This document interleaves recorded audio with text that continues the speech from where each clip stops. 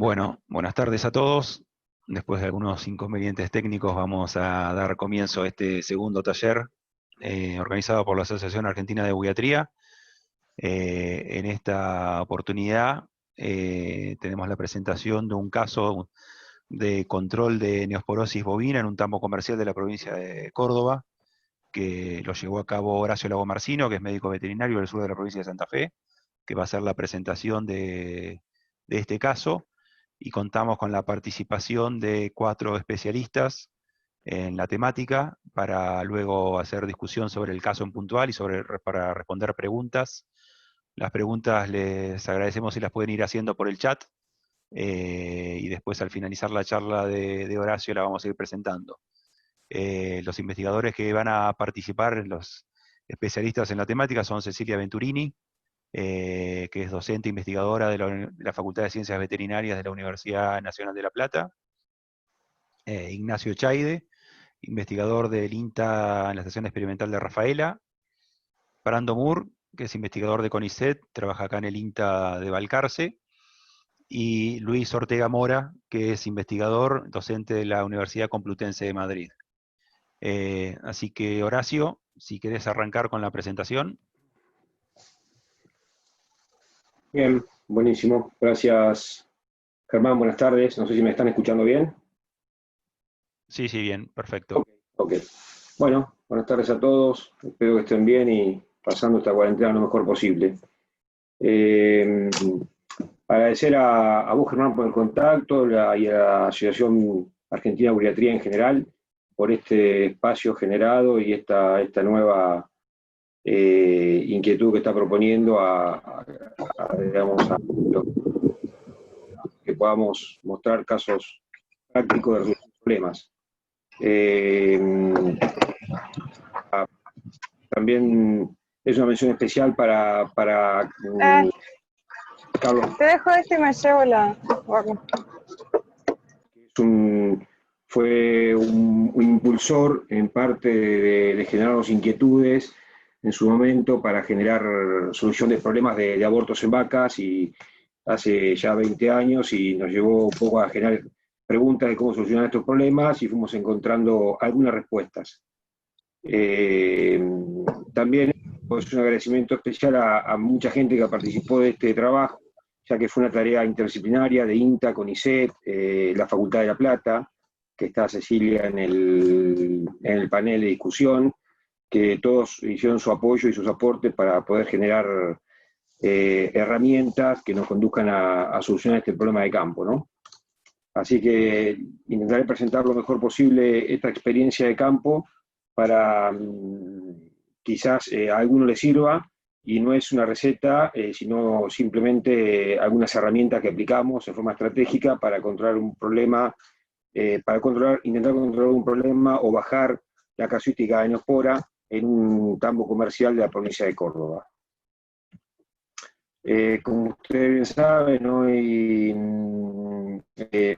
la eficiencia de producción en los sistemas de lechería es un factor común de todos los modelos productivos, y más aún cuando gran parte de nuestra actividad lechera se desarrolla en campos alquilados, donde la eficiencia, donde exige aún más ser eficiente en cada etapa de producción. En ese punto, las pérdidas reproductivas y los abortos es un flagelo que todos los productores tienen, y los veterinarios nos toca usar el ingenio a veces para tratar de resolver, y todas las herramientas que tenemos disponibles para tratar de diagnosticar el problema e implementar soluciones con el menor costo posible al productor, pero sí que estas cuestiones sanitarias no impacten en su número, ¿no? En su economía o en su margen. A veces el crecimiento de los tambos se ve vapuleado o no pueden crecer a la manera que necesitan, porque entre las pérdidas reproductivas y los abortos que generan, a veces no pueden crecer, y la vaquillona que generan es suficiente para reponer la vaca que se va de baja. Y en el caso de hoy con el semen sexado, es una herramienta que tenemos los profesionales para a veces para generar más cantidad de hembras, y de esa manera poder cubrir la demanda de terneras de un sistema y finalmente que puedan crecer o seleccionar más vacas. Las vacas ya sabemos que se van por diferentes motivos y hay que cubrir esa de animales, que a veces el 30, 35 o 40% de refugo anual que tenemos, y tenemos que generar una cantidad de vaquillonas preñadas sanas que cubran ese déficit de animales para mantener un stock de animales en ordeñe, que finalmente genera una cantidad de litros que finalmente repercuten en el ingreso de la empresa lechera. Hoy por hoy, en cuanto a Neosporin, particularmente con Boca, no tenemos vacunas o herramientas de prevención más allá de manejo para implementar para poder bajar la casuística de la enfermedad. Acá en este cuadro quiero mostrar algunos de información que fuimos generando en Tambos del Sur de Córdoba, donde hay 19.000 casos analizados, y esas vacas durante, esto es un análisis de 5 años, 2011-2015, donde tuvieron casi el 20% de rechazo anual. Estos rechazos no mortandad, esto hay que sumar a su vez la mortandad, que es del 6, 7, 8%, con lo cual el refugo anual en este tambo está entre el 28 y 30%, con lo cual hay que generar esa cantidad de hembras vaquillonas preñadas para reponer este refugo. Y en este caso podemos ver que los abortos, sobre las 3.715 vacas que se fueron de rechazo, fueron el 27% causa por aborto, que es la principal línea de rechazo. Ahora están en la segunda línea, pero la principal causa dentro del rechazo, la principal causa de rechazo en este caso fueron los abortos, y el 45% de esos rechazos fueron por Neospora canina, fueron vacas positivas a Neospora canina. En el caso de las vaquillonas, es un dato interesante de ver, porque habitualmente no contamos con esta información, los rechazos de vaquillonas. En este caso pudimos recopilar información de 9.000 casos de vaquillonas, donde tuvimos un rechazo de un 10%, y en este caso, obviamente la causa de infertilidad fue una de las primeras causas de rechazo en vaquillonas, por eso no se preñan y se van, pero los abortos están en segunda línea, donde el 65% de las vaquillonas rechazadas fueron por aborto, fueron positivas en Neospora canina. Digamos que en vaquillonas ya empezamos a ver que hay un comportamiento de una enfermedad un poco más agresiva, y los animales digamos, tienen más riesgo de ser rechazados por esta causa. Tenemos ya evidencia desde el año 95 a la fecha. Los primeros trabajos fueron en el año 95, Cecilia Venturini, y ahí siguieron trabajos de Chay, de Campero, de Prando Moore, que también está presente. En fin, todos trabajos que fueron demostrando ya la presencia de la enfermedad en Argentina y en diferentes regiones del país. Fíjense que tenemos trabajos de Chaire que también están en el panel de discusión del año 2002, del día de prevalencia, allá donde describe prevalencia en rodeos lecheros, tanto en la provincia de Santa Fe y Córdoba. También tenemos en el caso 2003, que Campero describe usar la transferencia de embriones sobre receptoras negativas para controlar la enfermedad, en casos que haya planteo de lecherías con transferencia de embriones, que existen. En fin, y así hay diferentes descripciones con diferentes prevalencias. Lo que sí, ya hace más de 15 años que hay trabajos en Argentina donde se describe la prevalencia y la incidencia de enfermedad, y los más recientes son de la provincia de La Pampa, como al final está descrito. Fue descrito previamente por Dave y otros investigadores la prevalencia de abortos, la epidemiología de los abortos, donde un brote de aborto concentrado generalmente está asociado a una transmisión horizontal. Entonces los animales se encuentran ante un agente patógeno y abortan abruptamente ante una tormenta de aborto, que a veces nos ha pasado en un campo. Un profesional llama que hay una tormenta de aborto porque están abortando las vacas. Y bueno, en esos casos hay una transmisión de vaca a vaca o de un agente intermediario que asocia a los animales preñados y después pueden hacer aborto. Es una forma epidémica. La forma endémica, en general, puede estar asociado a un patrón epidémico que son abortos por goteos. Estos dos autores que describen esta característica de los abortos, sea endémica o epidémica, de los rodeos afectados,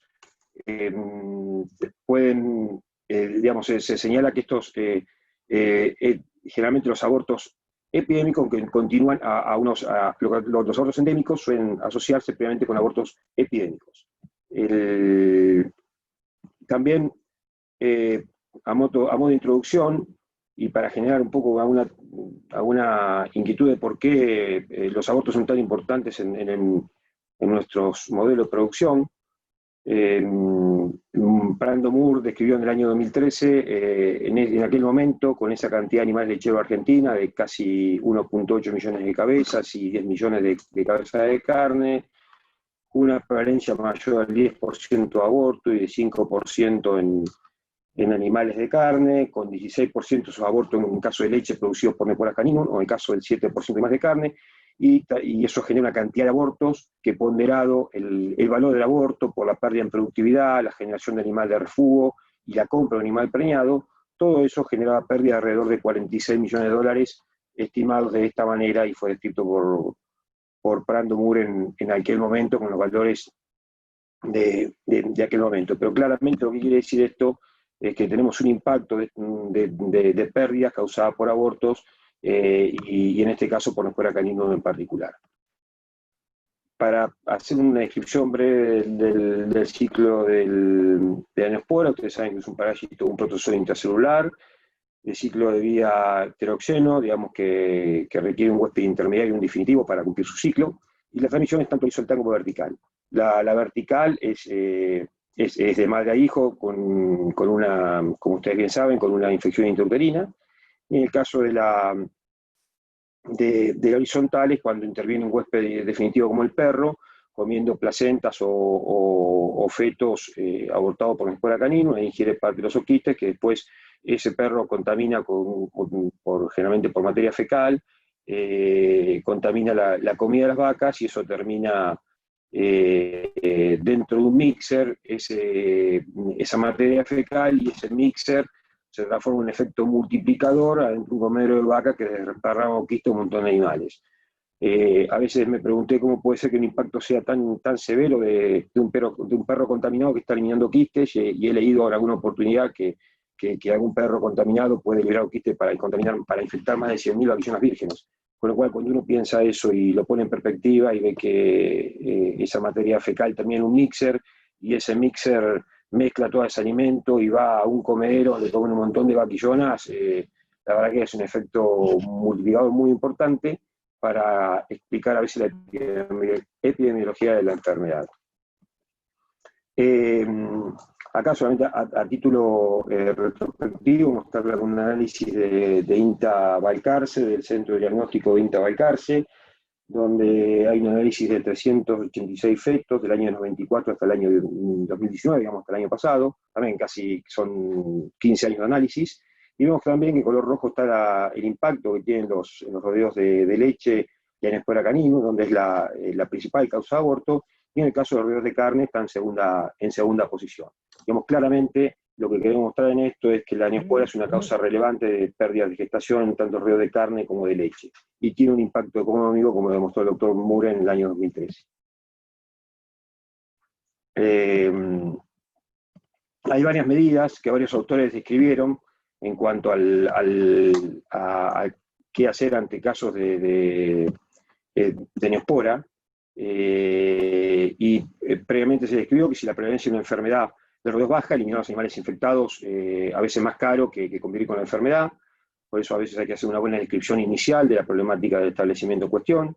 Cuando las prevalencias son mayores, la vacunación es la mejor opción que tenemos. Ocurre que en este caso no hay vacunas, en el caso de neospora hasta el momento, en el mercado disponible para poder generar inmunidad en los animales y que estén protegidos contra el aborto.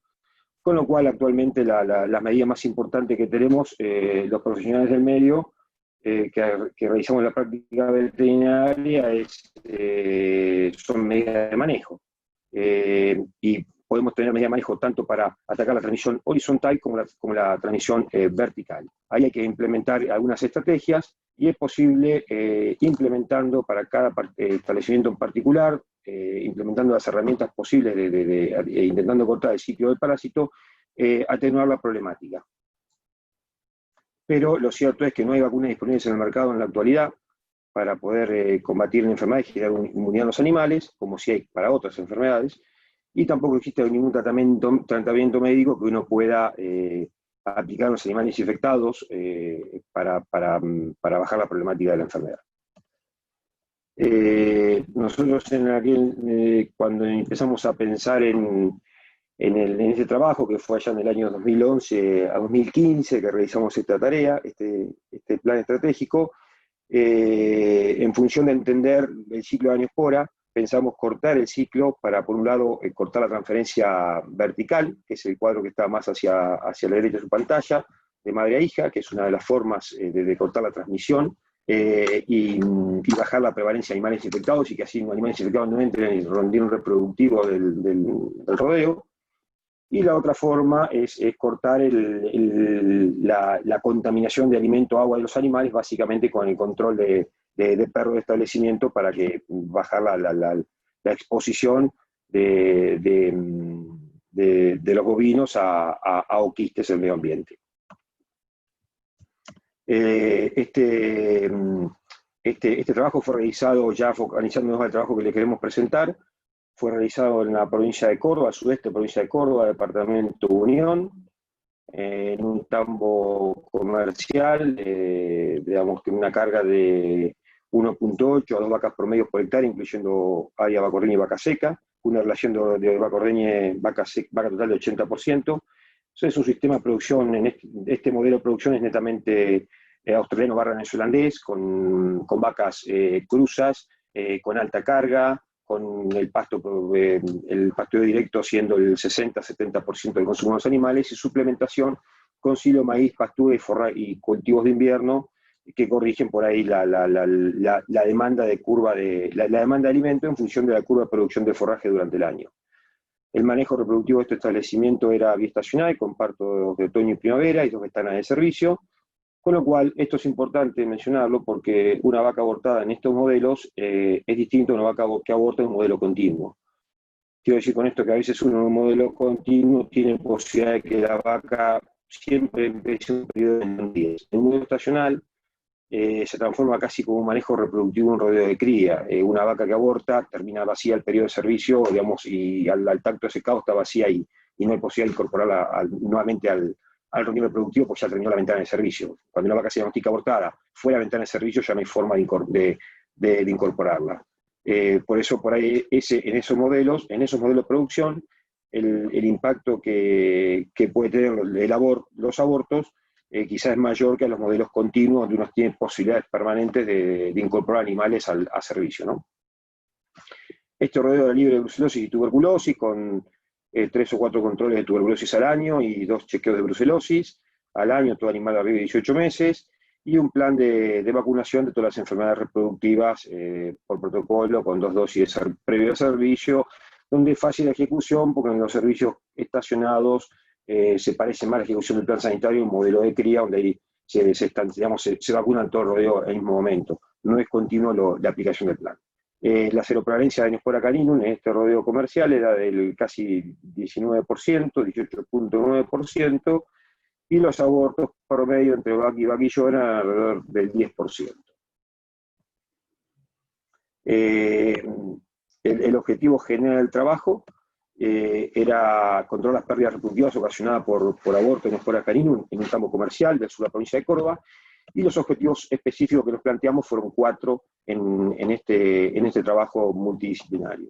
El primero, determinar la seroprevalencia de la enfermedad y asociar eso a la ocurrencia de abortos en vaca y vaquillonas. Es muy importante este punto, porque podemos entender de esta manera cómo se comporta la enfermedad en el campo. A veces que uno tenga un animal positivo a la espora no significa nada, hay que verlo en perspectiva de qué impacto tiene en todo el rodeo, cuál es la dinámica de animales positivos, los abortos, la prevalencia de abortos en los animales positivos. Hay que entender el todo para poder abrir juicios sobre esta enfermedad, que hay muchas cosas que aún no conocemos. El segundo objetivo fue caracterizar la vía de transmisión, tanto horizontal como vertical. El tercer objetivo fue disminuir la seroprevalencia de abortos, eliminando animales positivos en la medida de lo posible. Y el cuarto objetivo fue aumentar la producción de kilos de carne de los animales, ya que usaba semenjero que fueron los positivos, aumentar la producción de semen de kilos de carne producidos, tanto de los machos que generaba el sistema, como de las hembras positivas, que eran cruza con Hereford y tenían mejor peso de venta. Vamos a ir viendo cada uno de estos objetivos y contándoles qué resultados fuimos obteniendo en cada uno. El primer punto, recuerden que era determinar la seroprevalencia de la enfermedad, y la asociación con casos de aborto, perdón. Recuerden que comenté previamente que, bueno, que la prevalencia era 19%, usamos una dilución de inmunofluorescencia. Hoy creo que hay otras técnicas posibles de usar. Esto fue, recuerden que entre el año 2011 y 2015, en ese momento disponíamos de ELISA y lo hicimos en el laboratorio de INTA Balcarce, con diluciones en vaquillonas o terneras de 1 en 25, y en el caso de las vacas de 1 en 100.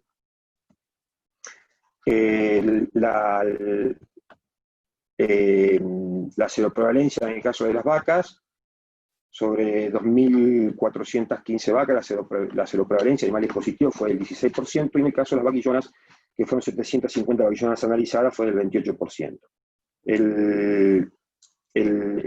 La prevalencia total fue del casi 19% sobre 3.100 animales analizados.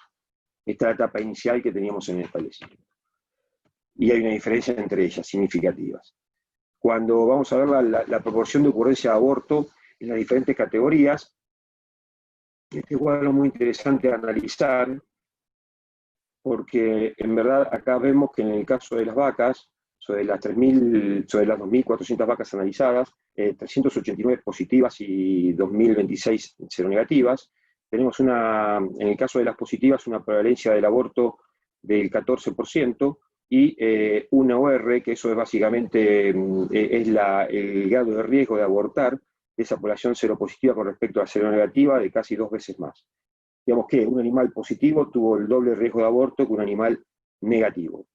En el caso de la vaquillona, fíjense que esa misma relación es del 5.1%, digamos que una vaquillona positiva tiene 5 veces más riesgo de abortar que una vaquillona negativa. Recuerden que cuando vimos la segundo slide de la presentación, o tercero, que hablamos de los rechazos en vaquillonas, la neospora era una causa importante, los abortos eran una causa importante de rechazo, y dentro de los abortos el 65% de los rechazos de vaquillonas por aborto fueron positivas a neospora. Y cuando analizamos la vaca con respecto a la vaquillona, ya la población positiva, vemos que una vaquillona positiva con respecto a la vaca positiva tiene un riesgo de abortar de 2.4 veces más riesgo de aborto. Indudablemente la vaquillona es una población más sensible en este caso a lo que estamos viendo, que esa población de animales es una población más sensible a la enosporosis en este campo. Ella tiene diferencias significativas digamos, la vaquillona tiene diferencias significativas con la vaca en todos los parámetros analizados. El segundo objetivo fue caracterizar la vía de transmisión para establecer medidas de control. En este caso, lo que hicimos fue sangrar animales positivos, a 54 animales previo al parto, antes que tomen calostro, sacamos sangre de la madre y del ternero, antes que el ternero tome calostro, y poder determinar si había un ternero positivo antes de tomar calostro, que eso indicaba que el ternero se había contagiado en útero. Ese caso era definido como tradición vertical, que es lo que está puesto en el tercer punto color rojo.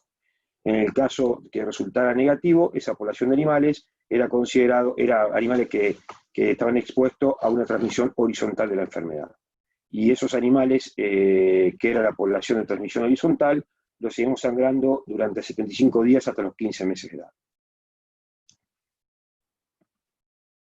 En este caso, podemos ver el resultado que tuvimos. Vemos que en el caso de la población de riesgo, el caso vertical, sobre 54 animales, 9 animales fueron positivos antes de tomar calostro, digamos que fue una transmisión vertical, y de esos 9 animales que fueron positivos, 7 animales de esas 9 vacas que fueron positivas, 7 animales estuvieron contagiados antes de tomar calostro. Digamos que la transmisión vertical en este caso fue de un casi 80%. En el caso de transmisión horizontal, quedaron 45 vacas de 54, que sus terneros no fueron positivos antes de tomar calostro, y de esos 6 animales se contagiaron posteriormente como por vía horizontal. Cuando analizamos la proporción de infectados, en la última línea, podemos ver que de los 13 animales infectados, 7 fueron infectados por vía vertical, digamos, fueron infectados en útero, pero también pudimos ver que la mitad de los animales infectados, que es el 46%, casi la mitad, fueron contaminados o adquirieron una enfermedad vía horizontal. Digamos que podemos ver ya, podemos empezar a entender que en este campo, en este sistema de producción, había un impacto de transmisión, explicaba la transmisión vertical, la mitad de los animales infectados, y la horizontal, la otra parte. Cuando vamos al tercer punto, que era disminuir la prevalencia y los abortos mediante identificación de animales positivos, recuerden que en este caso nosotros teníamos todas las vacas positivas, estaban marcadas con una caravana de otro color, entonces eso nos permitía que ante un evento de aborto, de otra enfermedad de mastitis, rengueras, una pérdida de estado, diarrea, lo que fuere, al sumar dos eventos poder rechazar animales del sistema. Vemos que la causa de neospora sumaba un evento más, y al segundo evento que tenía la vaca ya se iba al sistema. Y también el hecho de poder usar semen Hereford en la inseminación artificial de animales positivos es la estrategia que utilizamos para bajar la transmisión vertical de la enfermedad, que por lo que vimos previamente explicaba casi la mitad de los contagios. Esos animales, al hacer cruza con Hereford, no entraban al sistema de producción, sino que directamente esas hembras se iban al engorde al feedlot, y de esa manera no evitamos la transmisión vertical de la enfermedad. En estos cuadros podemos ver la evolución de la seroprevalencia de la Neospora caninum durante 5 años, tanto en vacas como en vaquillonas. La línea llena son las vacas, las líneas punteaditas son las vaquillonas, y vemos cómo en vaquillonas vemos una seroprevalencia, una tendencia y una diferencia significativa durante 5 años, una disminución de animales positivos, y no vemos esos en la vaca. En la vaca no logramos bajar la seroprevalencia, pero sí en las vaquillonas. Quizá lo que explique que en vacas no logramos bajar la seroprevalencia, recuerden que la mitad de los animales infectados eran por vía horizontal, y posiblemente animales se estén contagiando y estén ingresando a la categoría vaquillonas animales positivos a la categoría de vaca. Entonces la vaca se iba retroalimentando, y en este periodo de tiempo no bajó la seroprevalencia. Pero sí bajó la seroprevalencia en las vaquillonas. Abajo podemos ver la cantidad de animales expuestos del año 2011 al 2015. El porcentaje de abortos los abortos generales durante 5 años, tanto en vacas como en vaquillonas. Esto es lo mismo, fíjense que el porcentaje de aborto en la vaca se mantuvo igual, entre el 10 y el 15%, y en el caso de las vaquillonas, los abortos sí disminuyeron, y hubo una diferencia significativa del año 1 al año 5. Estos abortos generales. Digamos que podemos asumir que si los abortos generales cayeron y no cayeron negativos, el impacto está la disminución está en los abortos de las vacas positivas, que es lo que vemos en este cuadro. En este cuadro podemos ver que los abortos de los animales negativos no tuvo una diferencia significativa durante 5 años en los animales, en las diferentes categorías de animales, tanto en vacas como en vaquillonas, pero sí hubo una disminución de abortos general en la categoría vaquillona, con lo cual el impacto estuvo en la disminución de cantidad de abortos de los animales positivos, que es lo que podemos ver en este gráfico, y sobre todo en este cuadro, sobre todo en el año 2014 y 2015, que vemos que en los últimos años del trabajo, es la barrita color gris, pueden observar cómo la cantidad de vaquillonas abortadas seropositivas disminuyó significativamente. El cuarto punto del objetivo que nos habíamos planteado para este trabajo de 5 años fue incrementar la producción de carne a través de la utilización de semen de bovinos de carne, raza Hereford. Básicamente usamos raza Hereford porque nos permitía fenotípicamente detectar bien los animales hijos de vacas positivas, porque sale un ternero careta, y ese ternero careta fenotípicamente se identifica muy bien tanto en la guachera como en recría. Al lado de un animal cruza con Jersey, es un animal que es muy fácil de detectar, y de esa manera no hay problemas de identificación. En este caso podemos ver que un novillo lechero en la primera línea pesó 336 kilos, fueron 336 cabezas y pesaron 338 kilos, y el novillo cruza con Hereford, digamos Jersey y cruza Orlando, y cruza Hereford teniendo las tres razas, pesó un 5% más, y se vendió el kilo vivo a casi un 20% más. Y en el caso de la vaquillona, pesó un 1% más que el novillo lechero y se vendió un 12% más por kilo vivo que el novillo lechero. Entonces podemos ver que en este caso hay mayor peso de kilo vivo vendido y a su vez mejor precio. Y en su momento medimos también, pudimos ver, en la conversión no vimos una diferencia importante, si bien no fue un dato que lo tomamos de forma rigurosa, pero no vimos una diferencia importante en la conversión de esos animales lecheros contra los cruzas. Bueno, como conclusiones que fuimos teniendo este trabajo, fue que primero que nos fue muy importante entender la dinámica de la situación sanitaria del establecimiento con respecto a Neospora caninum. El segundo objetivo fue demostrar una alta eficiencia de transmisión vertical de neosporosis y considerar un estudio longitudinal demostró una proporción de animales expuestos similar a los que se habían infectado congénitamente. Se logró disminuir significativamente la prevalencia de neosporosis y abortos en vaquillona mediante la identificación y eliminación gradual de animales seropositivos. También la implementación con semen de carne fue una herramienta estratégica que nos permitió recrear animales que lograron mejor peso y precio de venta, y también sabemos que, como mencionamos al inicio del trabajo, hay muchas cosas de la enfermedad que no conocemos y que no tenemos muchas herramientas para controlarla. Lo que sí es importante mencionar que es que el entender el todo esta enfermedad, la dinámica en todos los rodeos, la prevalencia, asociada a esa prevalencia con abortos, la determinación en los fetos, todos esos son datos que nos pueden servir para asociar la neospora a un problema concreto de abortos en un establecimiento y a partir de ahí implementar medidas que permitan bajar el nivel de abortos en la categoría que más impacta. Es importante mencionar, como dato final, es que este trabajo generó 2 publicaciones. Una publicación que fue el control de neospora en aborto, un rodeo lechero, que es una cosa más extensa a lo que yo le acabo de contar, que es el trabajo de arriba, y el segundo fue también que pudimos aislar de un ternero una neospora en ganado lechero en la Argentina. Y esto fue un trabajo, como dije, en primera instancia, multidisciplinario y donde mucha gente, investigadores intervinieron y pudimos sincronizar muchas tareas, porque era de mandar muestras a Balcarce, mandar muestras a La Plata, y eso la verdad que fue un desafío muy grande de muchos años y lo pudimos ejecutar y generar esta información que posiblemente le sirva a un profesional que realiza la práctica de toda la veterinaria a campo. Muchas gracias.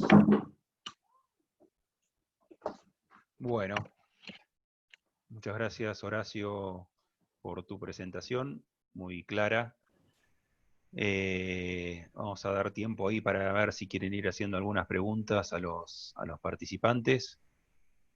Como le habíamos dicho en un principio, la idea era que si quieren ir haciendo las preguntas por el chat, para ir arrancando, si quieren vamos a dar la palabra, la participación a los investigadores invitados para colaborar con esta presentación, para ver si quieren hacer algún comentario al respecto. No sé, Cecilia, si estás ahí, algún comentario sobre la presentación. Bueno, ya conoce bastante, la vieron, participó activamente en la realización de todo este trabajo, así que te damos la palabra. Bueno, gracias también por la invitación y felicitaciones, Horacio, en realidad por el trabajo realizado, que significó un gran esfuerzo y, como vos dijiste, también un trabajo interdisciplinario que nos enriqueció a todos. Sí, yo más, digamos, además del trabajo en sí, que por supuesto aporta datos muy interesantes, lo que quería comentar es lo último que vos dijiste, que precisamente a través del trabajo realizado en Córdoba, fue posible realizar el primer aislamiento de Neospora caninum a partir de bovinos de leche, que fue lo que realizó Lucía Campero. Y bueno, y posteriormente, en un trabajo posterior, esta cepa identificada fue similar a otra cepa que se obtuvo a partir de fetos en otra zona, o sea, cercana a Balcarce, y genéticamente fueron de un rodeo de carne en este caso, y que genéticamente fueron similares. Por ahí eso como dato, porque un poco hace algunos temas que hablamos a veces de la serología y de la variabilidad que puede haber entre cepas. En este caso, a pesar de ser zonas distantes, las características genéticas de las cepas fueron idénticas. Y en cuanto al trabajo en sí que vos presentaste, bueno, por ahí está bueno recalcar algunos datos relacionados con los títulos de corte y ese tipo de situaciones que por ahí tienen importancia para quienes escuchan. Pero bueno, acá paso la palabra a vos o a quien desee hablar. No sé si alguno de los otros que participan en el panel. Ignacio. Bueno, hola a todos, buenas tardes. Antes que nada, agradezco la invitación, particularmente a vos y a la Sociedad de Buiatría también, a los integrantes, y es un gusto poder participar de este taller. Así que también reconocer el trabajo hecho principalmente llevado a cabo por Horacio y su presentación. Entiendo que me parece el trabajo es un aporte importante dentro de la implementación y por un periodo prolongado, lo cual eso es valioso porque muchas veces los trabajos no se completan por una falta de continuidad. En este caso hubo continuidad y se obtuvieron a veces resultados muy interesantes y destacables. Y por supuesto, esto pues es de gran utilidad para nuevos aplicaciones de esta estrategia o de las estrategias similares, teniendo este antecedente cercano. Por otra parte, a mí sí, el aporte que me interesa hacer está relacionado, y esto no, digamos, no disminuye todo el trabajo que se ha realizado. A mí me importa hacer una observación, porque es una preocupación. Yo no estuve involucrado en este trabajo y lo que manejo es a través de la presentación y del trabajo publicado. Lo que yo quiero mencionar es, hay un punto que justamente es el último, se engancha con el último comentario que hizo Cecilia, que me parece importante tener en cuenta para futuros trabajos. Y se relaciona, está directamente relacionado con el uso de las pruebas de diagnóstico serológico. Por supuesto, para mí es la herramienta fundamental para realizar utilizar esta estrategia de control. En este caso, lo que se utilizó fue inmunofluorescencia indirecta, y bueno, es una de las pruebas más difundidas. Y hay un punto que quisiera remarcar, que es, se utilizaron diferentes puntos de corte para cada una de las categorías. Se utilizó un punto de corte de 1 en 100 para la categoría vacas y un punto de corte de 1 en 25 para vaquillonas, y para evaluar, digamos, las terneras que se siguieron por 24 meses para ver, confirmar la infección, digamos, horizontal. Desde ese punto de vista, lo que, de acuerdo a nuestros antecedentes, de acuerdo a nuestros trabajos, lo que hemos observado es que cuando se utiliza un punto de corte diferente, no podemos comparar, digamos, las categorías, o no podemos tomar a todo el rodeo como una unidad.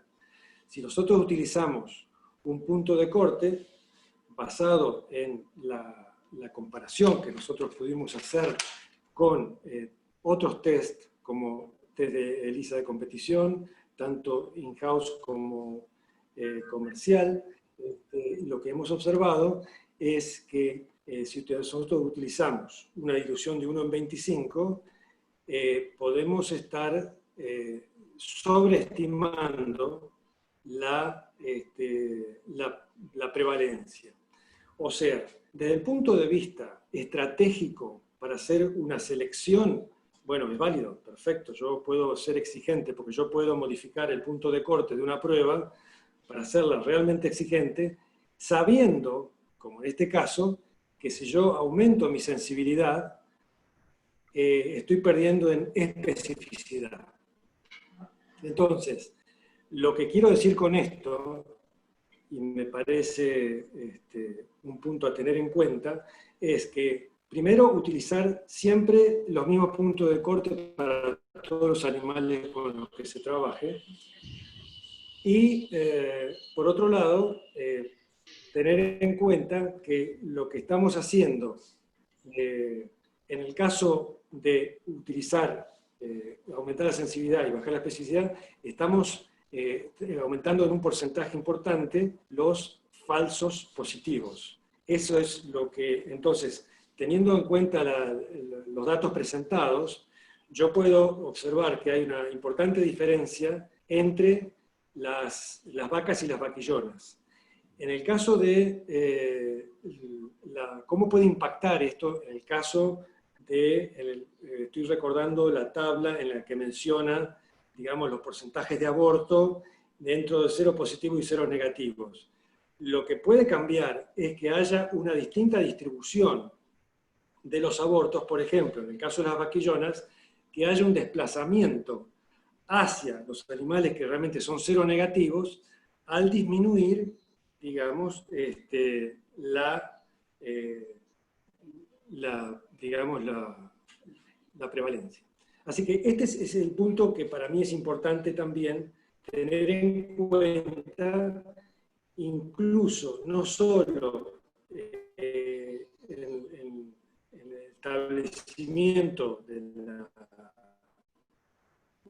la prevalencia, sino también en el caso, son 1 en 25, de nuevo, de acuerdo al dato que yo manejo, la transmisión horizontal sería del 22%. Esto es importante porque si el nivel realmente fuera confirmado por otra prueba, es uno de los aspectos a realmente tener especialmente en cuenta. Porque cualquier disminución de la prevalencia, que es algo que se logró en este trabajo, debe asegurarnos que la transmisión horizontal no existe para evitar o brotes episóticos o directamente que un retorno hacia una situación pasada debido a reinfección horizontal. O sea que esa parte me parece muy importante. Así que redondeando, destaco eso, que el tema para futuros trabajos de la utilización de un punto de corte igual y un punto de corte que nos permita tener más certeza de la sensibilidad y más aproximación entre sensibilidad y la especificidad. Sí, muy buena aclaración. No sé, estás esperando ahí si te podés, porque por ahí no... algo aclaró Ignacio con respecto a por ahí los criterios de decisión de los puntos de corte que se tomaron para cada situación. No sé si querés hacer algún comentario con respecto a eso. Buenas tardes a todos. Creo que los comentarios, tanto hechos por Cecilia como por Ignacio, son totalmente pertinentes y oportunos. La verdad que después que uno termina los trabajos se da cuenta de los errores que cometió y seguramente son cosas a mejorar. Pero sin ánimo de quererme sacar el lazo de encima, quiero cederle la palabra a Luis, que me parece que van a ser, digamos, es más oportuno y nos va a aclarar algunos puntos. Bueno, pues buenas tardes amigos y compañeros. Gracias a la Sociedad de Buiatría Argentina por la invitación. Para mí siempre es un placer saltar el charco, aunque sea virtualmente esta vez, y estar con todos vosotros allá. El trabajo es muy interesante porque, bueno, pues pone en práctica las medidas de control que tenemos en la actualidad de la enfermedad, que son el manejo de la misma mediante el uso de la serología y de las medidas de bioseguridad que no debemos de olvidar. No solamente es la serología y el descarte de los animales teniendo en cuenta el criterio de la seropositividad, sino también otras medidas de bioseguridad que son muy relevantes, como el manejo de los perros, etcétera, ¿no? Porque, como hemos visto en este caso, había un porcentaje de transmisión horizontal importante, y si eso no lo corregimos, al final vamos a tener una fuente de infección directa. Yo estoy de acuerdo en que, a ver, siempre desde hace años he sido un firme defensor de las técnicas de ELISA frente a la inmunofluorescencia en lo que es el cribado del rebaño. Porque, bueno, pues los puntos de corte ya están estandarizados, son técnicas que se hacen muy rápidas, puedes cribar muchas muestras de forma económica, y bueno, pues yo creo que la técnica de ELISA para mí es la técnica de elección precisamente por eso y por las posibles variaciones que puede tener la técnica de inmunofluorescencia cuando la utilizas, porque depende del observador, es decir, hay muchas variables que pueden influir en el resultado. Dicho esto, pues también estoy de acuerdo con Ignacio en que el punto de corte de 1,25 para terneros y vaquillones es un punto de corte pues excesivamente bajo. Es decir, nosotros manejamos siempre puntos de corte en estas edades de entre 1,100 y 1,200. Y el mismo para todos los animales, sean terneras, sean vaquillonas o sean vacas ya en producción.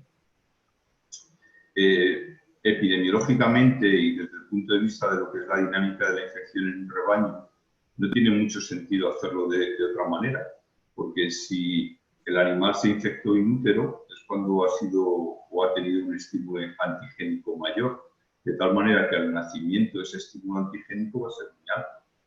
Posiblemente vaya perdiendo positividad o estímulo antigénico a lo largo de los primeros meses de vida, y después volverá otra vez a repuntar, aumentar esos niveles de anticuerpos cuando entre ya el animal en el ciclo reproductivo. Por lo tanto, en terneros no tiene, bajo mi punto de vista, ningún sentido utilizar un punto de corte distinto al de una vaca en producción. Y dicho esto, me callo para dejar participar a esto de Perfecto. personas. Por los comentarios. Bueno, justamente acá una de las preguntas que vino, Carlos Campero pregunta, que le pregunte a Luis justamente cuál era su... sería interesante tener en cuenta, en mente, las perspectivas y el estado actual de desarrollo de vacunas para el control, que es una pregunta que es muy habitual, sobre todo en el medio. Los veterinarios enseguida están preguntando, bueno, ¿para cuándo puede llegar a haber una vacuna que sea eficaz para controlar las pérdidas por neospora? Bueno, la verdad es que ayer lo comentábamos cuando estábamos preparando esta charla, ¿no? Es decir, pues, qué fracaso de vida profesional, toda la vida trabajando en la neospora y al final llegar a la jubilación y no tener una vacuna. Pero ya dijo Brando que seguramente él tendría una antes de jubilarse. O sea que nada, yo creo que por eso tenemos que estar tranquilos. No, ahora ya fuera de broma, lo que sí quería transmitir es un mensaje, y es que yo creo que el enfoque del problema de los abortos en los rebaños lecheros hay que hacerlo de forma global. Aquí hemos visto que neospora tiene una parte importante, pero posiblemente tenemos otros agentes también circulando en ese rebaño que habría que diagnosticar y que poner en evidencia. Y que después el problema de los abortos, pues hay que considerarlo siempre en conjunto. Neospora es uno más, en este caso un agente importante por lo que se han visto en los resultados, pero por nuestra experiencia, al menos aquí en España, pues IVR, BVD sobre todo, es un agente muy importante como productor de aborto, y siempre hay que hacer un abordaje global de todo el tema de los abortos, ¿no? Y en cuanto a Neospora, la serología y el manejo sigue siendo, en este momento, hasta donde yo conozco, el único abordaje que podemos realizar, como hicieron los compañeros. Se puede manejar después la enfermedad con transferencia de embriones para intentar tener descendencia de vacas de alto mérito genético y que sean seropositivas. Se puede hacer el cruce con razas cárnicas como han hecho Horacio y el resto de compañeros en este trabajo, pero realmente eso, junto con las medidas de bioseguridad y el tema de la serología, son las medidas que tenemos en este momento. En cuanto a la vacuna, pues yo creo que hay varios grupos en todo el mundo trabajando en este tema. Algunos yo sé que están trabajando ya allí en la Argentina y esperemos que en un plazo razonable tener algún producto que al menos sea capaz no ya de evitar la transmisión, cosa que veo muy difícil, pero al menos sí disminuir las pérdidas fetales, es decir, disminuir el porcentaje de abortos. Yo creo que ese es un poco el primer paso en cualquier vacuna que quiera salir al mercado de aquí a unos pocos años. Perfecto. No sé, acá hay otra pregunta, no sé si para Prando, si querés responder la pregunta, en el caso de gestación, que la gestación llegue a término, ¿qué signología presentarían los terneros y cómo puedo diagnosticarlos? Bueno, ahí nosotros tenemos identificados algunos casos de nacimiento de terneros con deficiencias desde el punto de vista neurológico. Incluso está citado en la bibliografía, menor peso al nacer, alguna dificultad o disminución propioceptiva. Esto generalmente se observa como consecuencia o posterior a la presentación de abortos en un rodeo, evidentemente por la inmunidad de la madre, por la dosis infectante, por la virulencia, patogenicidad de la cepa, no ocurre el aborto y nacen estos terneritos que tienen alguna signología clínica. Entonces puede ocurrir, creo que como veterinarios, los colegas que están en el campo deberían considerarlo en el diagnóstico diferencial. Muchas veces se piensa en otras enfermedades, que está bien, pero eventualmente en rodeos con antecedentes de abortos debería considerarse a Neospora como causante de estas presentaciones, ¿no? Perfecto. Pues otra pregunta que hacen, que quizás vaya un poco de la mano de lo que mencionó Luis, dice, ¿por qué después de 5 años de control no bajó la tasa de abortos en vacas? Un poco quizás vaya de la mano con la presencia simultánea de otros patógenos que no tengan tanto impacto justamente en esa categoría como tiene Neospora por ahí. No sé si alguno quiere hacer algún comentario. Bueno, y también posiblemente por la alta transmisión horizontal que había en el rebaño, es decir, tú estás eliminando animales que diagnosticas como seropositivos en un momento determinado, pero al mismo tiempo se te están infectando los seronegativos, ¿no? Posiblemente por el consumo de oquistas eliminados por los perros, ¿no? Que pueden llegar de distintas maneras a los humanos. Y claro, eso si lo juntas con el otro problema, ¿no? Y es que puede haber otros agentes productores de aborto circulando, pues eso hace que el aborto en ese grupo de edad se mantenga. Perfecto. Sí, también es válido pensar en lo que planteó Ignacio, ¿no? Que estábamos midiendo con diferente vara la categoría vaca de vaquillona, pero... Bien. Hay una última pregunta acá. Dice la participación del perro, que es un tema también siempre frecuente en la transmisión horizontal, ya está comprobada, y cortar esa cadena es parte de la estrategia de control, que es algo de lo que ya se mencionó en la participación de varios de ustedes. Es muy frecuente ver en establecimientos de cría con alta prevalencia serológica, en donde la presencia del perro es escasa o nula, pero hay una gran cantidad de zorros. Esa también es una pregunta bastante frecuente junto con el tema de la vacuna, la posibilidad de la presencia de algún otro hospedador definitivo de Neospora. No sé si alguno tiene algún comentario para hacer respecto a nivel local o, bueno, lo que se sabe al menos de la bibliografía internacional, pero localmente. Bueno, agarro la posta. Claramente lo he escuchado decir con mucha certeza a Luis que el zorro europeo está totalmente probado que no es hospedador definitivo de Neospora caninum. Los hospedadores definitivos involucrados son el perro, que bueno, ayer también charlábamos el problema que eso implica, ¿no? Con la presencia de perros salvajes, etcétera, etcétera. Probablemente Horacio también tenga algo para comentar. Los otros hospedadores definitivos son el coyote, el lobo y el dingo australiano. La duda para nuestro zorro pampeano sigue existiendo por el hecho de que es otro género y especie. Si, digamos, no es comparable con el zorro europeo.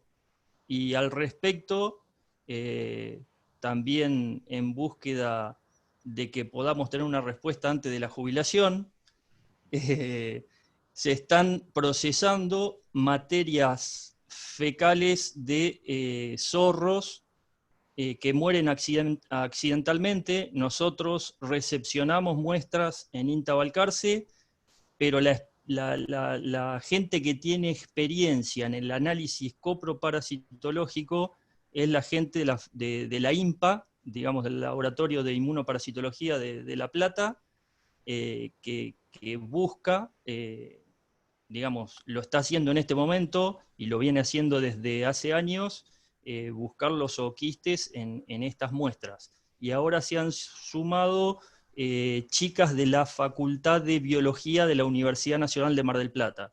Así que si les sirve de aliciente, digamos, estamos en búsquedas de. No sé, Horacio, si querés comentar tu experiencia respecto a que muchas veces yo recuerdo que en este caso, si me permitís, ustedes fueron en la empresa, en el campo que estabas en ese momento, en esa oportunidad, hasta en los contratos laborales de las personas se especificaba que tenía que estar controlado la deambulación de los perros por el campo, ¿no? Corregime si me equivoco, y bueno, hicieron muchos esfuerzos también para tratar de controlar la transmisión horizontal. Sí, tal cual decir, esperando, digamos, la población de perros bajó sustancialmente y los perros dejaban de tener realmente un perro chiquito en la casa, pero nadie en el campo circulaba con perros, ¿no? Ni en el tambo, ni en la recría, ni en la guachera, no había perros en el campo, no había perros en el campo. Y eso, como bien decís, a veces en los convenios laborales decíamos, che, te doy la casa con estas condiciones, y perro no puedes tener, y si alguno tenía un perro y ya estaba en el campo, le decíamos un canil, para que el perro esté en el canil y que después lo lleve a la casa, que no esté atado, ¿no? Pensando en la calidad de vida de ese animal. Entonces hacíamos un canil, y la idea que el perro no estaba con las vacas. Pero es cierto que por hoy, al menos en el sur de Santa Fe, que la cantidad de perros salvajes que hay, o vagabundos, como quieras llamarlos, es muy grande, y no hay ninguna política al respecto, ¿no? Ayer hablamos de este tema. La política respecto de la provincia de Santa Fe es que tenés que agarrar el perro, llevarlo a la comuna, a una perrera, a un depósito estatal, pero eso no existe, y nosotros hemos tenido una vinculación con presidentes comunales para hacer a un depósito estatal y no una perrera, y nadie quiere hacerla porque cuando una comuna tiene una perrera, todas las comunas alrededor le van a tirar los perros salvajes a ese lugar. Entonces, como que ningún presidente comunal a veces quiere o tiene, viste, digamos, es un riesgo para ellos también, más que ser un costo, ¿no? Es un riesgo y un costo porque después se le llena el pueblo de perros. Y la verdad que en los pueblos acá de la zona y en los campos la cantidad de perros que hay es tremenda y no hay ninguna política al respecto en Argentina, ¿no? De control de esas poblaciones de perros salvajes, que después se transforman en salvajes, hoy son vagabundos, pero después andan en el campo y son jaurías de 15 o 20 perros que no están domesticados, ¿no? Bueno. Sí, solo añadir un poco por el tema de los perros, que nuestra experiencia cuando hemos estudiado aquí rebaños en España es que en muchos rebaños teníamos transmisión vertical, pero siempre había goteos de transmisión horizontal, pequeñas cantidades de transmisión horizontal, y eso era muy frecuente. Y después también casos que hemos podido estudiar, explotaciones lecheras con una alta bioseguridad, con seroprevalencia muy baja de neospora, prácticamente nula, de en torno menos del 1%. Sin perros, y en explotaciones totalmente intensivas, hemos tenido brotes de aborto y epidemiológicamente cuando estudiamos el caso, realmente lo que se producía era un brote por consumo de oquistes asociado a un forraje contaminado. Y esto epidemiológicamente fue lo que pudimos trazar. Además, el brote era muy curioso porque posiblemente la cantidad de oquistes que ingirieron esos animales era muy baja, los niveles de anticuerpos también lo eran, es decir, eran niveles bajitos en el ELISA, en algunos de ellos desaparecían esos anticuerpos al cabo de unos meses, pero sí hubo un brote de aborto acompañando a la administración de ese forraje en determinados parques de la explotación.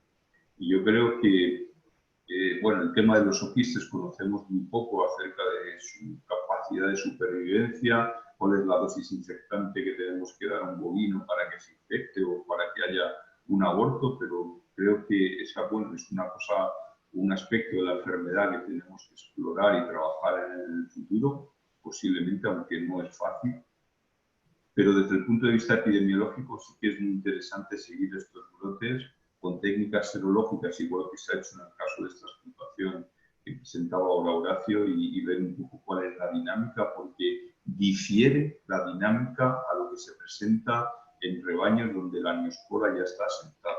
Cuando digo que difiere, es en cuanto a las decisiones que hay que tomar sobre los animales que se infectan en estos brotes. En nuestra experiencia, esos animales que se infectaron durante el brote en una explotación libre, cuando fueron dejados en la explotación, no volvieron a presentar aborto nunca más. Es decir, tuvieron el aborto en el momento del brote, pero después, ya en siguientes gestaciones, no abortaron. Y ese no es el comportamiento típico de la neospora cuando se produce la infección in utero.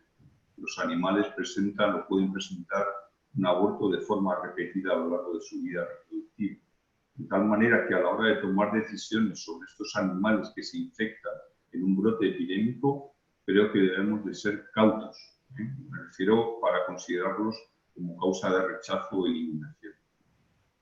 Lo que sí es importante en estos brotes epidémicos es seguir a los animales que se pudieron infectar o que nacen después del brote y cuyas madres se pudieron infectar durante el momento del brote. Porque esos animales sí que son animales que se han infectado in útero y que van a producir pues, las mismas manifestaciones típicas de la neosporosis cuando se transmite vertical. Perfecto. Ignacio, ahí querías hacer algún comentario. Y la verdad que todos estos comentarios que están haciendo son muy interesantes y dan para mucho más. Yo quiero hacer algo más bien tipo práctico y por la curiosidad de cómo siguió la película. Este trabajo terminó en el 2015 y yo digo, bueno, fue un esfuerzo muy importante el que hizo Horacio y toda la gente que trabajó y la empresa. Y bueno, ¿cómo siguió en estos otros 5 años que pasaron después de ese 2015? ¿Cuál es la situación? Si se pudo mantener, digamos, además del control de caninos, si se pudo lograr mantener niveles de prevalencia, que yo creo que es lo que por ahí uno en principio quiere, aceptables dentro de un rodeo que había generado pérdidas importantes cuando se arrancó, ¿no es cierto?, allá por el 2009 y 2011. La pregunta es para Horacio, digamos. Sí, yo después, esa fue una empresa que yo estaba full time y en 2016, fin de 2015, en verdad pasé a otro proyecto, con lo cual ahí le tiro la pelota a Prando, sigo un Prando un poco más vinculado a ese proyecto, pero también es cierto que esos tambos después tuvieron algún cambio hacia, digamos, bajaron la cantidad de animales y pasaron hacia un modelo también de producción de carne, con lo cual creo que también sacaron vacas, bajaron la cantidad de animales, a bajar la cantidad de animales sacaron las positivas y fueron quedando solamente negativas, y los abortos sé que siguieron bajando, y llegó la prevalencia en su momento al, creo que el 5%, entre el 5 y el 7, esperando corregirme si recuerdo mal, y entiendo que siguió, se mantuvo ese nivel, pero no siguieron con los controles habituales como hacíamos en su momento, ¿no? A la fecha, hasta el día de hoy, entiendo que no es un problema los abortos en ese campo hoy, pero los controles que hacíamos en su momento, el usar el semen de carne y chequear las vaquillonas y demás, llegada a la seroprevalencia al 7% creo que fue, se paró el control. Pero también es cierto que yo después cambié de Claro. lechero, con lo cual quizá estos lugares, sí es cierto que estas cosas para que se vayan adelante en un establecimiento tan grande requiere mucha dedicación, que está al frente de eso, ¿no? Quien está al frente del sistema, si quien está al frente del sistema no está convencido, a veces es difícil la continuidad de estos proyectos. Vos lo dijiste previamente, Ignacio.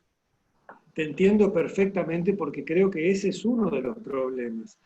Darle continuidad a las medidas que se toman. Eso es una de las cosas que yo he observado. La gente, muchas veces los productores, cuando ven que el problema está más o menos solucionado, empiezan a no tener todas las precauciones que se habían establecido. O sea que entiendo cuál es la postura. De todas maneras, es importante este trabajo, no solo por la disminución o porque se puede ir disminuyendo la prevalencia, sino por la utilización del vigor híbrido o la heterosis. Me parece que esa es una línea a tener en cuenta, porque, bueno, los que han estado trabajando más bien con lo que es la sanidad de la placenta en las gestaciones, evidentemente tiene ventajas la heterosis sobre, hablemos, digamos, cuando se utiliza la homocigosis, digamos, o sea, digamos, las cruzas creo que es algo favorable, no solo para esta, sino para otras enfermedades, porque, bueno, sabemos que uno de los grandes problemas justamente son los abortos o la ineficiencia reproductiva. Incluso podemos aumentar la duración o el rendimiento de las vacas, o sea, darle mayor estadía, digamos, en los rodeos, ¿no? Mayor vida útil, ¿verdad? Así que tiene esos dos aspectos que rescato. Uno, por un lado, la posibilidad de claramente reducir la prevalencia, reducir los abortos, particularmente en este caso en una categoría, y la otra es el uso de otras razas simultáneamente con la Holstein. Nada más que... Sí, claro. Sí.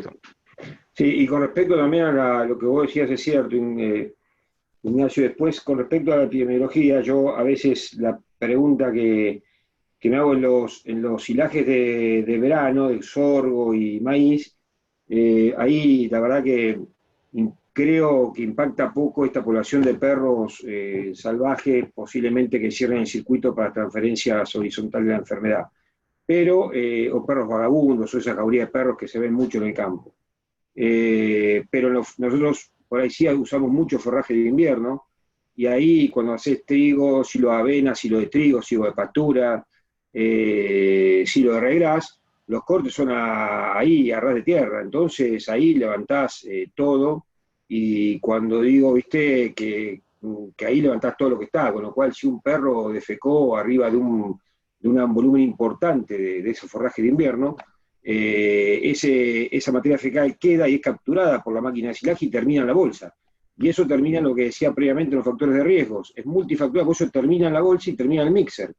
Si eso termina en el mixer, termina delante de un rodeo de 200 o 300 o 500 vaquillonas que están comiendo. Con lo cual a veces me pregunto, cuando estamos haciendo todo eso y veo a los perros, digo, ¿cómo impacta todo esto en la dinámica de la enfermedad, no? No, a veces me lo pregunto y no tengo la respuesta claramente, también por lo que decía Luis, de la supervivencia de esos oquistes en el medio y demás, ¿no? O en el silaje, en una bolsa de silaje, con la nerviosis, la supervivencia de ese oquiste. Entonces, digo, indudablemente eso tiene algún tipo de injerencia en la dinámica de la enfermedad a la medida que vos empezás a hacer sistemas más intensivos de productividad. Claro, sí, es así. Sí, Cecilia.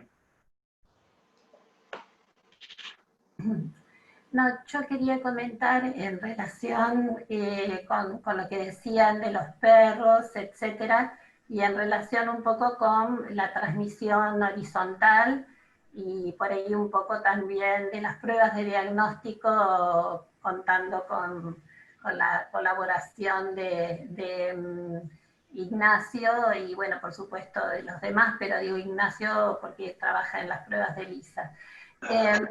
Acá, digamos, estaba bueno por ahí algo que estuvimos comentando y que vos comentaste en tu trabajo, porque por ahí para la gente, para los veterinarios en general es bueno saber que con las pruebas de LISA de avidez se puede determinar las infecciones recientes. Entonces, bueno, por ahí esto está bueno comentarlo como metodología de diagnóstico, un poco para refrescar este tipo de temas. Y por otra parte, en relación con la serología, lo que hemos hablado hoy, anteriormente, en relación con las pruebas serológicas, por supuesto que coincido con lo que se dijo de la inmunofluorescencia y los títulos de corte, y esto es para bovinos, pero nosotros también, Luis, tenemos el problema en la Argentina que no producimos así ni a escala alta, a gran escala, las pruebas, los diferentes kits de diagnóstico. Y si antes se hacían inaccesibles para muchos, digamos, las pruebas importadas, en este momento ya creo que no van a ser accesibles de ninguna manera, al menos para los que estamos en los sistemas de investigación, ¿no es cierto?, digamos, estatales, porque son muy caros. En ese sentido, me gustaría por ahí diferenciar, ¿no?, lo que es Ignacio acá en el INTE de Rafaela tiene mucha experiencia en la producción de las pruebas de ELISA y por lo tanto ojalá que en algún momento esto se pueda producir a un nivel, se puede escalar, digamos. Y a nivel de los perros como mascotas, que era un poco lo que se diferencia, porque estamos hablando de los perros de campo y de su capacidad de contaminar el ambiente a través de los zooquistes y bueno, y de la de la conocida transmisión horizontal. Por otra, y de la posibilidad de utilizar pruebas para poder detectar esa transmisión horizontal, ¿no?, con los ELISAs de avidez. Por otra parte, cuando se trata, y yo ahí ya me voy a la ciudad, dejo el campo en este momento y me voy a la ciudad, lo que se recibe en ciudad son para el diagnóstico de animales de compañía, y en ese caso la prueba más práctica, porque son casos individuales, sigue siendo la inmunofluorescencia. Y en ese sentido sí se está tratando de escalar, o sea, se está por lo menos tratando de producir un kit para los laboratoristas que trabajan fundamentalmente en pequeñas especies. Hago esta diferencia porque, digamos, como para hablar de los métodos de diagnóstico y la necesidad de que nosotros, desde en Argentina, podamos producir y escalar para, no sé si nosotros, pero bueno, ya que uno tiene, digamos, la base de cómo hacerlo, como de poder interesar a quienes pudieran escalar, porque, digamos, tenemos que tratar, me parece, de mantenernos un poquito más al margen de los productos importados, porque cada tanto volvemos a esta situación. Esperemos que no, pero bueno, en este momento realmente resulta muy caro y por eso, digamos, está bueno pensar en esto para el futuro, ¿no? No sé, Ignacio, si ustedes tienen pensado para el futuro los ELISAs, que permiten obviamente un trabajo para poblaciones más grandes, que no es lo mismo que un caso individual, si tienen pensado por ahí escalar este tipo de... O si tienen también ustedes disponibles las pruebas de avidez, ¿no? O sea, o si se pueden adaptar las que tienen utilizando los reactivos de urea y ese tipo de cosas. Nosotros en principio no hemos utilizado las pruebas de avidez. Debo aclarar acá algo importante. Cuando hablamos de ELISA, no puedo dejar de mencionar que una parte importantísima del desarrollo de lo de ELISA corresponde a mi media naranja, que es Susana. Siempre hemos trabajado juntos en esto, y realmente, en el mejor de los casos, comparto, digamos, esos desarrollos.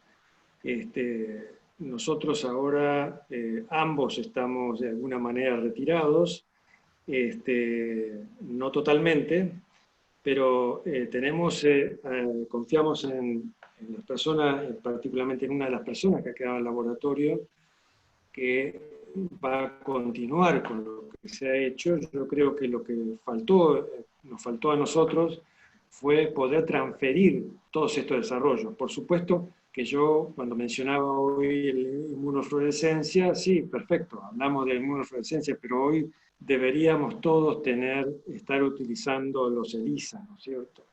Y es cierto, es imposible. Los ELISAs importados tienen un costo prohibitivo. Así que realmente hemos tenido reuniones, tenemos la idea de que algún laboratorio haga el desarrollo que nosotros no podemos hacer. Me refiero a implementarlo para armar los kits y poder hacerlos disponibles en cantidad, ¿no es cierto? Porque esa es la otra, ¿no es cierto? Uno tiene que genera esto, pero después tiene que ser proveer realmente, y en realidad una de las funciones del INTA es desarrollar las técnicas, pero después tiene que haber algún laboratorio que realmente se encargue de amplificar y producir la venta, ¿no es cierto? Que obviamente tiene que ser de modo que a un precio muy accesible, que no es lo que está pasando ahora. Así que sí, está pensado. Si hay, la palabra transferencia la tenemos siempre presente, no solo en los proyectos. Realmente es lo que queremos, y la verdad que seguimos con esa idea. Es más, hemos tomado contacto con algún laboratorio con la idea de que se haga cargo, digamos, de armar, digamos, el material, digamos, el kit, para que pueda ser comercializado. Así que sí, por supuesto que entendemos eso y lo vivimos muy de cerca. Así que podríamos seguir un aporte importante del INTA, digamos, a la comunidad. Perfecto. Mío, como para ir cerrando el taller de hoy, y por ahí le quería dar la palabra para finalizar a Horacio, sobre todo respecto a algo que se charló ayer, en la situación, como vos comentaste, de cambio y el tema de la receta, que por ahí muchas veces los veterinarios suelen tomar como ejemplo alguna estrategia de control, que después eso por ahí no puede ser copiado o llevado a cabo en todos los sistemas productivos, de acuerdo en la situación que esté esa empresa, ¿no? No sé si querés hacer algún comentario como para terminar al respecto. Sí, si me permitís, Horacio, sí. Perdón. Un comentario muy breve que por ahí puede enriquecer Luis, porque seguramente tiene datos respecto al seguimiento, que me parece que es muy importante y lo perdimos, Horacio, y no lo pudimos hacer.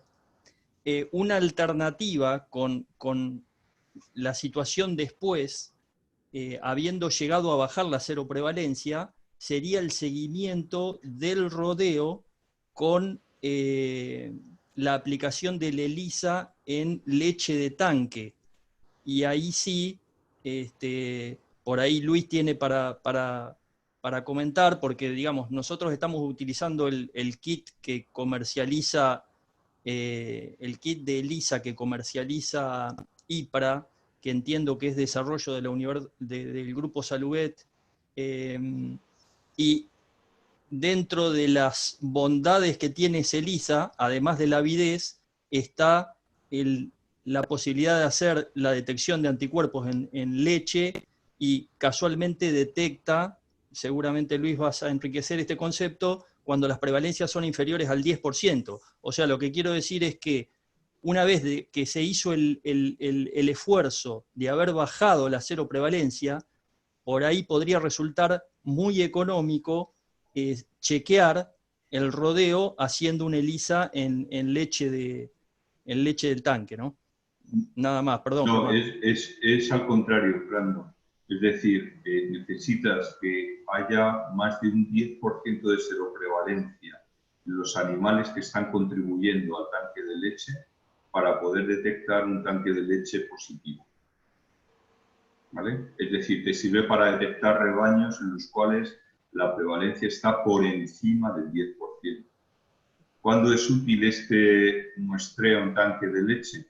Pues cuando te enfrentas, por ejemplo, en una zona en la cual no conoces la prevalencia de Neospora y vas a poder detectar mediante una única muestra por rebaño aquellos rebaños en los cuales puedes tener un problema de Neospora mayor, que son los que tienen una seroprevalencia por encima del 10. La otra ventaja que tiene la utilización de la leche es que no tienes que sangrar a los animales. Y en nuestra experiencia tienes la misma posibilidad de detectar anticuerpos en leche que en suero. Es decir, si el animal es positivo, si el animal está infectado por Neospora, la concordancia cuando utilizas leche individual de este animal o cuando utilizas suero es altísimo.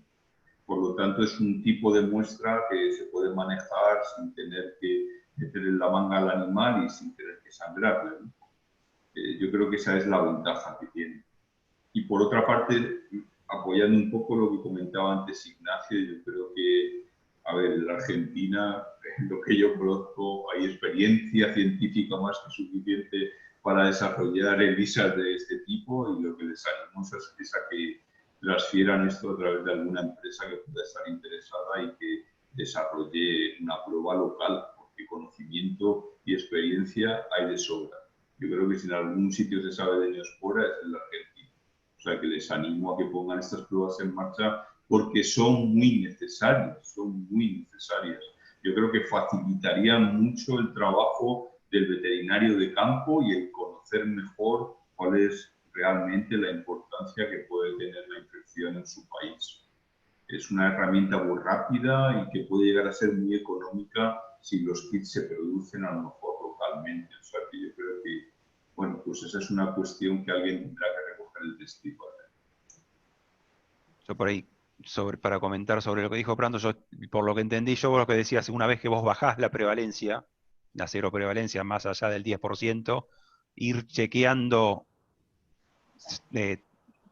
cada tanto tiempo en leche de tanque para ver que eso no aumente. Cuando te empieza a dar positivo, empezar de nuevo. Eso entendí, por ahí lo entendí de esa forma que lo planteabas. No sé si... Claro, lo que yo decía, Luis, era...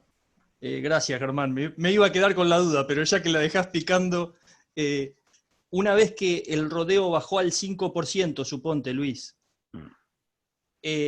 al hacer el ELISA en una muestra de leche de tanque, corregime si me equivoco, uno esperaría que dé negativo. Entonces, el rodeo no superó ese 10% que vos estás citando como título de corte, ¿no? Eso es lo que digo. Una vez que uno hizo el esfuerzo en bajar, por ahí podría seguir chequeando, haciendo el ELISA en muestra de leche. Eso era Sí, otra posibilidad que también hacemos aquí es sangrar animales entre 6 y 12 meses, ¿no? Terneritas entre 6 y 12 meses, un grupo de cada una de las explotaciones entre 10 y 12, pues para conocer si en algún momento puede haber habido algún problema. Y esto se hace tanto para Neospora como para IBR y DVD, por ejemplo.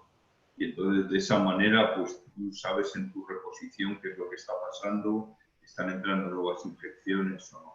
Es decir, yo creo que hay que tender un poco al abordaje conjunto de estas tres enfermedades reproductivas en los rebaños lecheros, ¿no? Y eso quizá tiene interés el hacer un programa conjunto para las tres. Perfecto. Bueno, ahí retomando la pregunta para terminar con este taller, lo que te comentaba Horacio sobre el tema de la receta y bueno, la situación puntual que vos explicabas de que dependiendo de la situación en que esté la empresa, uno puede llegar a tomar ciertos reglamentos o reglas de decisión al respecto, como porque muchas veces los veterinarios a veces tenemos esa idea de tratar de, si a alguno le funcionan las cosas, tratar de copiar esa receta y muchas veces eso obviamente no es extrapolable, ¿no? No, claro, ayer hablamos de esto, viste, que por ahí usar un plan estratégico adecuado a cada lugar, con haciendo una descripción de situación inicial y ver de las herramientas disponibles qué se puede implementar y este trabajo no quiere decir que sea transpolable a otro lugar, ¿no? A mí me ha pasado que con esta enfermedad ya hablábamos que por ahí en otro lugar no podemos implementar, porque de pronto vos tenés que crecer a una tasa del 15 a 20% anual y no podés usar en Hereford de pronto. Entonces, eso que es tan simple en otro lugar no lo podés usar, y acá lo pudimos usar porque ya estábamos con una capacidad instalada a full y no tenemos que crecer más allá de lo habitual y tenemos un excedente de hembra porque, como dijo Ignacio, estas vacas son muy nobles, se preñan muy fácil, se rechazan muy poco, se mueren poco, digamos menos que un biotipo de alta productividad. No quiere decir que no lo sean porque son muy eficientes, pero tienen ese biohíbrido te da otro tipo de fortaleza, con lo cual los rechazos es menor y podés tener otras posibilidades. En otro modelo por ahí no puedes aplicar este plan estratégico y tenés que optar a otras herramientas. Por eso digo, a veces no hay que tomar como mensaje esta experiencia, no nada más que esto, y no intenta hacer ningún tipo de receta a multiplicar en todo el modelo, porque no es el objetivo, ¿no? Es la idea mostrar qué es posible hacer o qué hicimos y qué resultados obtuvimos en un tiempo determinado. Bien.